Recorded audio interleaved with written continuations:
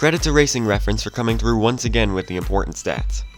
The Big Three in 2018 were the biggest storyline of the season by a wide margin.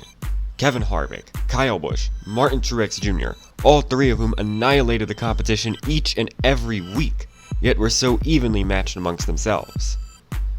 This season does not get the respect it deserves yet because fans don't appreciate domination as it's happening. This season was also special. It is very rare in NASCAR when three drivers collectively are above everyone else consistently, yet no clear favorite is between them. We have seen driver duos achieve this multiple times, such as Jeff Gordon and Mark Martin in 1998, Jimmie Johnson and Jeff Gordon in 2007, and Kevin Harvick and Denny Hamlin 1 year ago. But three? That just does not happen. There is too much parity in NASCAR for three drivers to break away from the pack and dominate. Normally one of them falls off or a different driver surges late. 2018, however, was the second time this happened. So when was the first?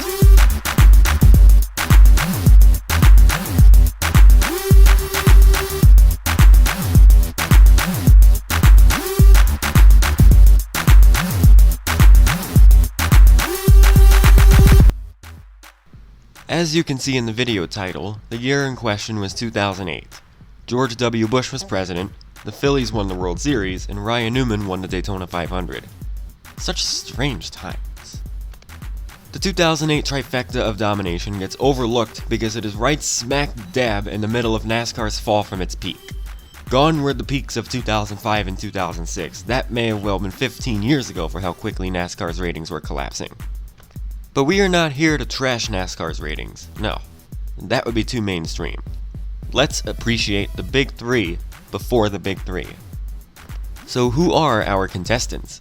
We have three drivers in three completely different situations.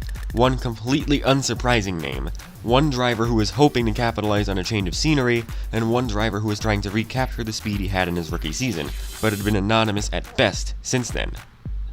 Let's start with the most obvious one. Jimmie Johnson. A back-to-back champion, a generational talent entering the prime of his career. The best way I can describe him is like a cockroach. He just never dies. He always seems to be at the front of the field at the end of these races. Over the previous 2 seasons, he led all Cup drivers in both top 5s and top 10s, 33 and 44 respectively.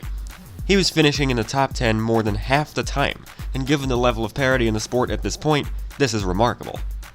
There is no indication whatsoever that he will slow down even a little bit.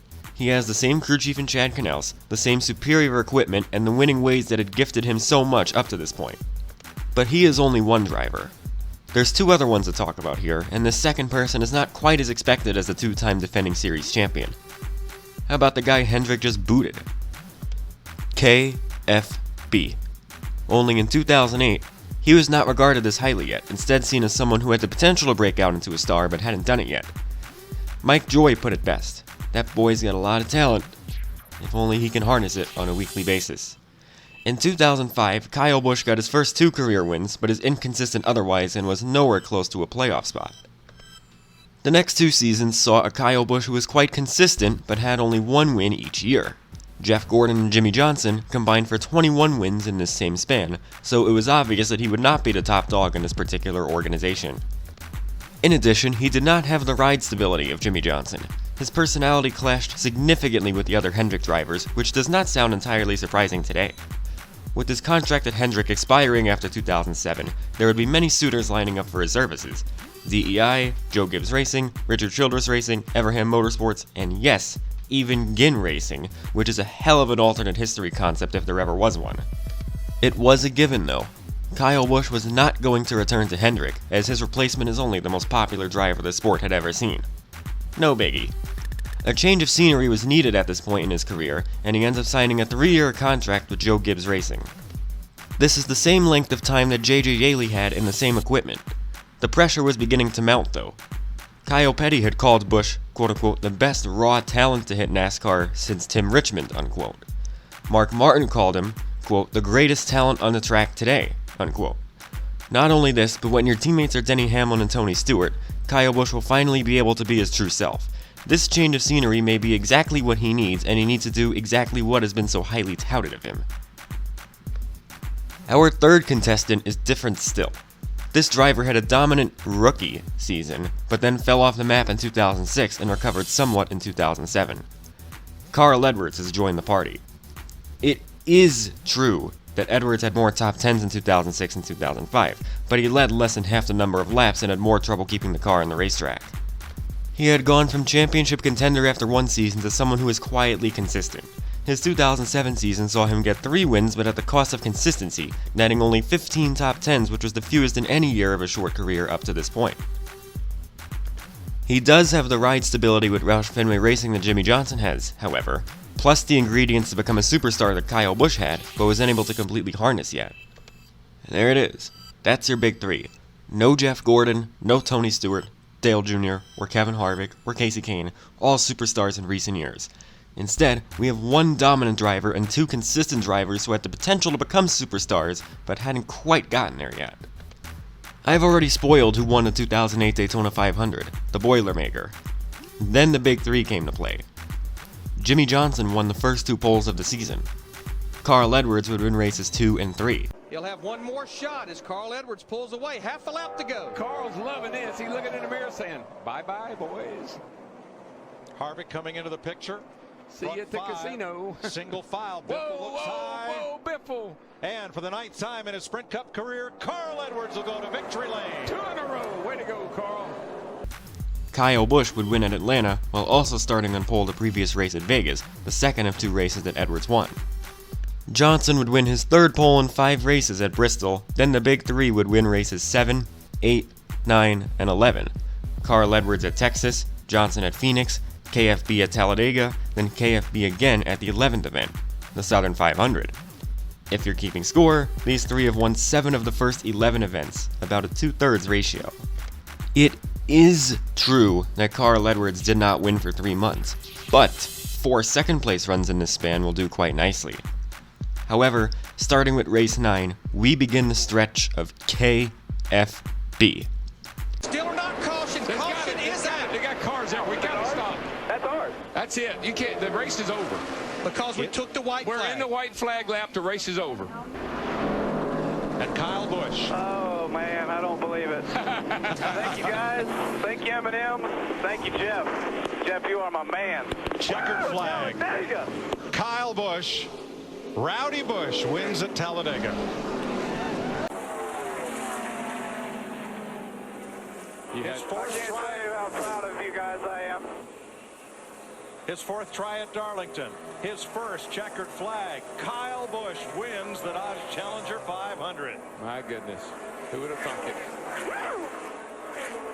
Carl Edwards comes home 2nd. Jeff Gordon's coming home 3rd. There you see Dale Earnhardt Jr. 4th. And how about that battle for 5th between teammates David Reagan and Matt Kenseth? Quite a battle down to the wire. A lot of talk that maybe this team had lost its edge. They had good strategy, a little luck, a solid driver, and a good run. 2 more turns for Kyle Busch. Through 11.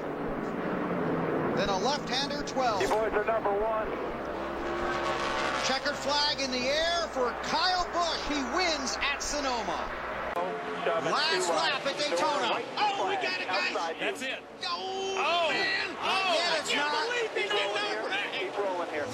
Oh, there it is. Now they're wrecking. That's incredible. Now the caution flag is out. Yeah, you can see Carl Edwards has the advantage right here. But right there, the 18 does. Where's the scoring loop when the caution comes out? The 18's in front right there. Right. So where's the loop? It's still green.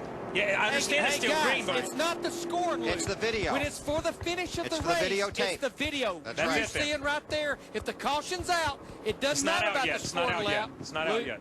There it is. All right, the 18's in front. There Yep. it is. Yeah. The 18 would be the winner. The winner of the Coke 0400 is Kyle Busch. Watch the restart. 2 to go when they get to the line. Kyle Busch right on Johnson's bumper. I would say in Johnson's bumper. That's a great shot right there, man, on a restart. Johnson low, Busch in the high groove. Oh, man, I told you somebody was going to drive in deep. The 18 did it. And the 18, who's not been to the high side all night long, it seems like, goes to the outside. Now the 48's got to drive in deep. This is where there may be some contact right here. Look at him wash up the racetrack. Hang on. And 29's lurking right there behind him. White flag in the air, last lap. That was good stuff. That was great race right there. You think Kyle Busch doesn't want to win races? No kidding. Here comes Harvick. He wanted that thing. Keep digging. Here comes Jimmy Johnson back on the outside. Oh, he'll drive it in deep going into 3. He's got one more shot. Jimmy got that run down the backstretch. Here it comes. Oh, and he did drive it in deep, but he's got no place to go with it. But he gets in, and you see the car skate up the racetrack. That's a typical air push. Oh, man, that 48's loose. Off of turn 4, Kyle Busch sweeps at Chicagoland, his 7th win of the season. First, second, first, third, first, 43rd, we ignore that one, 13th, first, 25th, first. Holy hell. 6 wins in 11 races. Only 3 finishes worse than 3rd. And 3 poles to boot. This is a stretch that even by today's standards is remarkable. There's really only one blemish in this stretch for Kyle Busch, and this is when he transcended from consistent to dominant. He won on all types of tracks too. Super speedways, intermediates, road courses, concrete tracks. Did I add that 3 of Edwards' 4 second place finishes in this stretch came to Kyle Busch? Jimmy Johnson also finished second to Kyle Busch at Chicagoland, the 5th of 6 wins here for KFB. Edwards and Johnson would take the mantle from here. Jimmy Johnson would win both pole and race at Indianapolis, then the pole next time out at Pocono. Carl Edwards won that day as well. Kyle Busch would sweep pole and race next time out at Watkins Glen. Carl Edwards would win the next 2 races, with Busch coming in second both times. Edwards also won the pole for Bristol, marking 3 pole race sweeps by the Big 3 in a month, each by a different driver. The domination would not stop here. Okay, he got into him. Moved him out of the way. Just got the lead. Here comes Kyle back at him again. He's going to get to him. Yeah, gave him a little shove. The bump and run, the Bristol move. Here comes Denny Hamlin right there too. Denny Hamlin said, my turn to play. I got a bumper too. Down the back straightaway. Got a hammer in turn 3. Got some traffic in front of him. And Carl Edwards will come down and win for the 2nd time in his career in Bristol, Tennessee. Kyle Busch is going to finish 2nd. Denny Hamlin 3rd. Oh, awesome race. Kevin Harvick comes across 4th. Jeff Gordon in 5th. Those guys really needed good runs, and they were able to make good nights of that for points. Yeah, Clint Boyer getting a top 10 finish in 7th. You did a great job today. Awesome day. Carl Edwards mathematically locked in. A little nudge here from Kyle Busch. I don't know what's going on there. They're pushing and shoving a little bit over there. I don't know what that was all about. Now the 18's going to try to run him down. Well, that would have been the little push. NASCAR's calling the 18. Watch this, guys. Here comes the 18, and he is not done yet. They have called him to the NASCAR hauler. Yes, he is. He's coming down the pit road. I guess he didn't like the way he got past. Yeah, that's racing at Bristol. Jimmy Johnson did the sweep again at Fontana, then KFB would win the next 2 poles at Richmond and Loudon. Johnson would win the Richmond race. The king of the regular season was Kyle Busch. He had the points lead for 17 consecutive weeks, dating all the way back to the spring Richmond race. Unfortunately, he would return to being a mere mortal during the chase, but under the Winston Cup format, he still would have placed 3rd in the standings, quite a comfortable margin ahead of Greg Biffle. It should come as no shock that the top 2 in points in both formats are Jimmy Johnson and Carl Edwards. Edwards under the Winston Cup format, Johnson in real life. The 48 would win his 3rd consecutive title, with Edwards nipping at his heels the entire time. Both Edwards and Johnson started off the chase with 3 consecutive top 5 finishes. Then, the most famous finish between the Big 3 would occur the next week at Kansas. Carl getting there now, 2 to go. Wow, made a big gain right there. That's huge. He might have found something when he got 4th to that high side there a while ago. He did find something. He was 0.4 of a second faster than Jimmy Johnson that last lap. And you can see Jimmy Johnson take that away from him right there. Wow. He's got a fight on his hands here this last lap. Here we go. White flag. Get you some, bud. Let's go get it now. That was big right there. Jimmy quicker in Johnson that took lap. that away. Carl Edwards was going to get to the outside of him and have a chance to make the pass. Still might get him right here. Here he comes, digging up off the corner, turn 2, half a lap away from the checkered flag. And what's Jimmy Johnson do here? He goes to that high side. Carl Edwards is going to go to the bottom. There we go. Oh, Drove right by him. Hit it with a car stick. Here comes Jimmy Johnson. He's in the wall. Can he get it off the wall? We're back inside now. Oh, wow. Carl Edwards trying to hang on. Here comes Jimmy Johnson down, and Johnson will take the win. Wow. Woo! How good is that? Wow. That's a finish right there, boys. And the Biffle gets the 24. Biffle will get Jeff Gordon. Wow. Yes, it was a video game move by Carl Edwards, but this year for him is a human cheat code anyway, so it was par for the course. Johnson also won the pole at Kansas, so make that yet another PR sweep. 3 poles in a row for Johnson would occur at Charlotte, Martinsville, and Atlanta. He would win the Martinsville race, then come second to Edwards at Atlanta. Edwards then won his second straight race the next week, sweeping the Texas races for 2008. Johnson had the final PR sweep of the year at Phoenix, then Edwards won the finale at Homestead on fuel mileage. Johnson and Edwards combined for 7 of the 10 poles and 6 of the 10 wins in the chase, with old two-time becoming a back-to-back-to-back title winner, the first to accomplish the feat since Cale Yarborough in the late 1970s. When you look at the numbers in a deeper sense, the domination is even more remarkable.